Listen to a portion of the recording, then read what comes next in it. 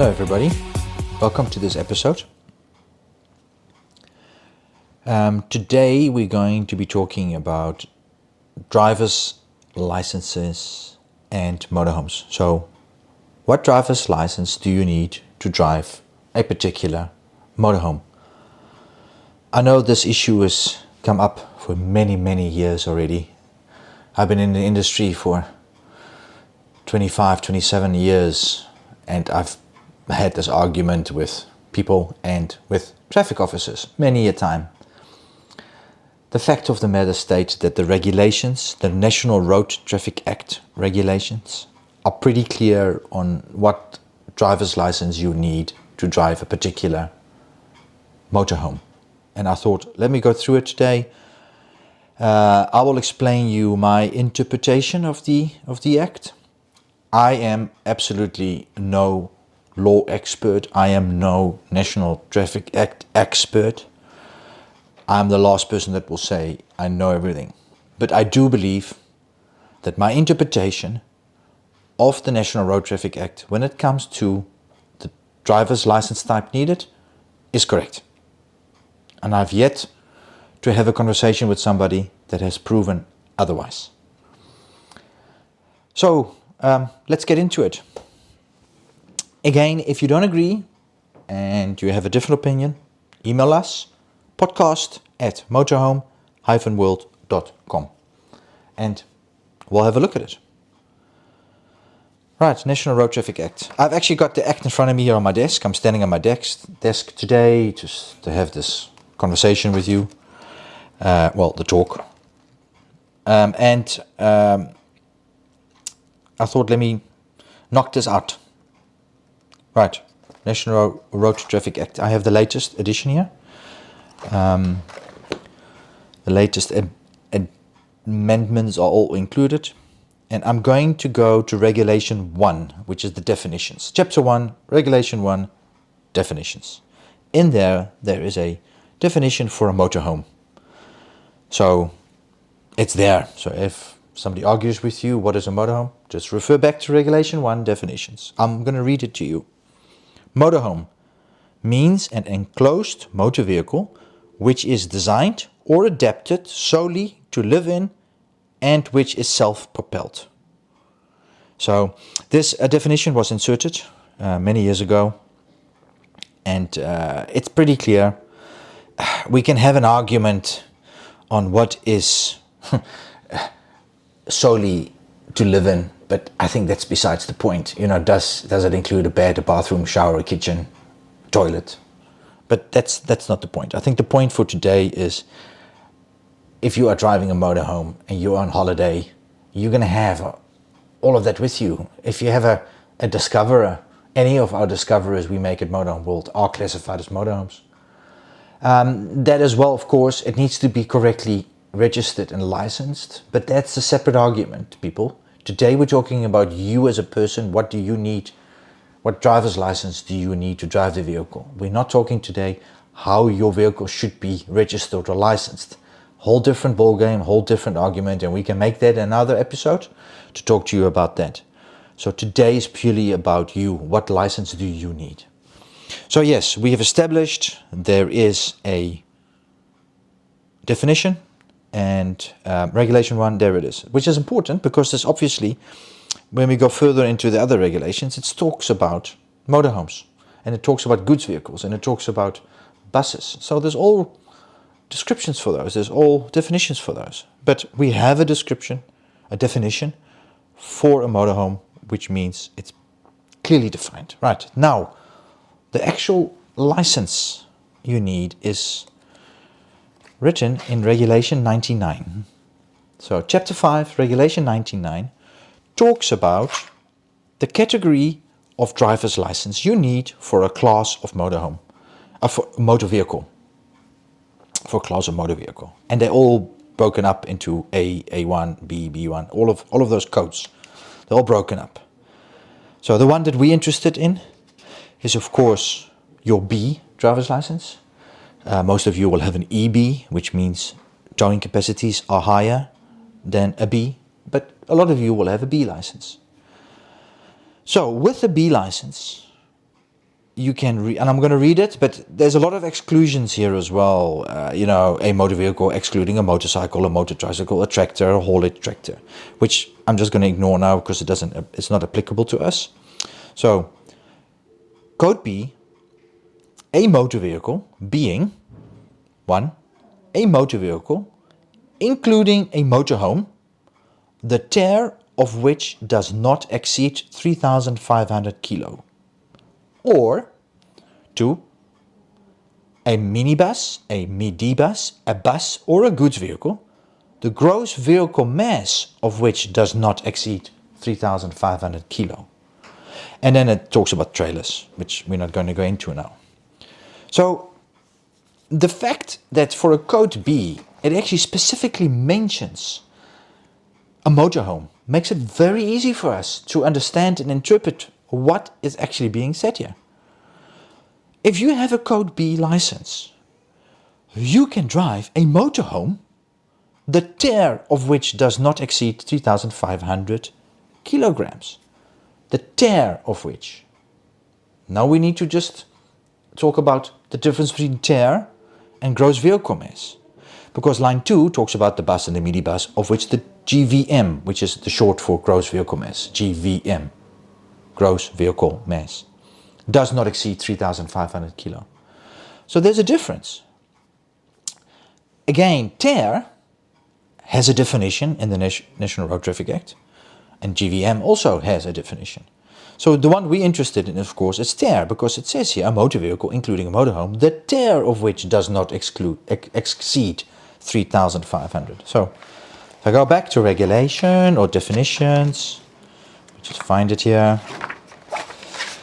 It will talk about tare. Let me find it quickly. Here it is, tare. And again, I'll read it for you.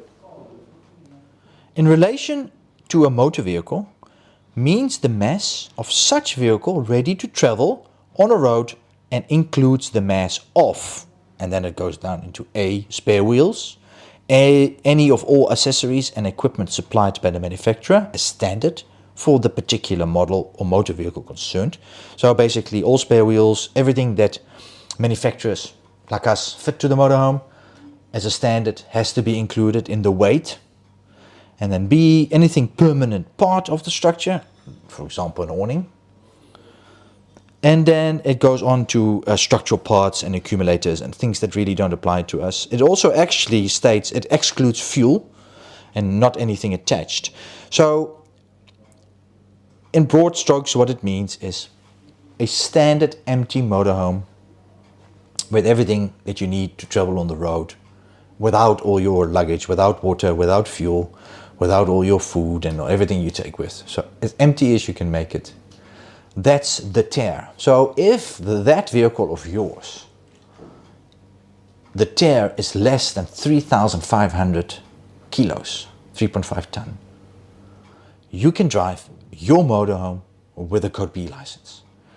There's no ambiguity, I don't even know how to pronounce that word. There's no gray area. It states it. If the tare is below 3.5, you can drive it. So normally the tare is printed on your license disc. That will say what the tare of your vehicle is. So that's normally what you would go to. But again, I'm not going into down the whole argument of registration and licensing. But yes, that's the tare of your vehicle. So you could have a massive motorhome. If the tare is below 3.5 ton, 3,500 kilo, you can drive that with a code B. If it isn't, of course, if the tare is above that, then you'll need the next license up, which is the C1, which means the tare of which exceeds 3,500 kilo, as I was reading earlier. Again, pretty clear. I've not had anybody arguing or proving a point that changes my mind. It is very simple here. It's you as a driver need a code B to drive a motorhome if the tare does not exceed 3,500. The GVM is something different. It is what the vehicle is allowed to weigh in total after you've packed it. So that's something that they use at weigh bridges. They look at the GVM of the vehicle, the gross vehicle mass. That's what the manufacturer says. the entire vehicle is allowed to weigh before you overload. But that, in this case, has got nothing to do with the driver's license. That has to do, in this particular case, with the vehicle, if you overload the vehicle or not. So, yes, PDP is also something that comes up, Professional Driving Permit. So that is dealt with in Regulation 115, Part 4, Professional Driving Permit, Regulation 115. I can read it to you. There's a couple of things that don't apply to us, but let me read it. It says, subject to the provisions of Sub-Regulation 2, which we will get to, a professional driving permit shall be held by the driver of A goods vehicle, the GVM of which exceeds 3,500 kilo. It's a goods vehicle, it's not a motorhome, so that doesn't apply. B, breakdown vehicle, doesn't apply. C, a bus. D, a minibus. E, a motor vehicle used for the conveyance of purpose for reward. None of that applies to a motorhome, so none of that need a PDP for. Now we're at F. It says here, a motor vehicle, the gross vehicle mass of which exceeds 3,500 kilos, to which sub-regulation 273 to 283 apply. Now, a vehicle, regulation 273 to 283 deals with hazardous goods, transport of hazardous material and goods. So, you don't have a permit for transporting that, so you don't need a PDP for a vehicle which excludes 3,500 kilos but is applicable to hazardous goods. So again, this doesn't apply. G, a motor vehicle conveying 12 or more persons, doesn't apply. Okay, now we get to regulation 2, which has to do with exemptions from a PDP, people that don't need one. And now it covers stuff like a traffic officer, examiner of vehicles. It talks about a person driving a hearse. It talks about persons driving a motor vehicle relation referred to in sub-regulation 21, which I can go into, but I'm sure it is not applicable to us. If it is, I will add it in here. And then tractors and all type of stuff. Everything in Regulation 115 shows me you don't need a PRDP, a professional driving permit, for driving your personal motorhome. Nothing in here. So again, if they stop you next to the road and they go, your vehicle needs you need a PDP, or you need a different license, and you've got everything we just spoke about, and you are a Code B drivers, and your tear of your motorhome is under 3.5 ton, you can have the conversation with him. Ask him to show you in the National Traffic Act, which I believe he should have in his car somewhere. He should have a copy of the National Road Traffic Act.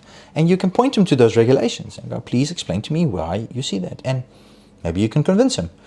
Or pointless arguing and changing your demeanor. We're stuck with it. There's nothing we can do about it. Fight it later. But yeah, it's a difficult one.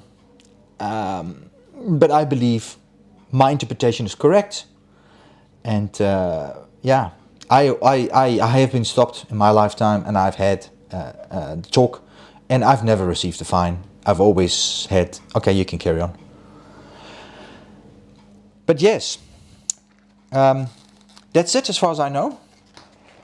If there's anything you didn't agree with, or if there's anything you want to add, please write us an email, podcast@motorhome-world.com, or for that matter, any other topic that you would like to wish us to cover.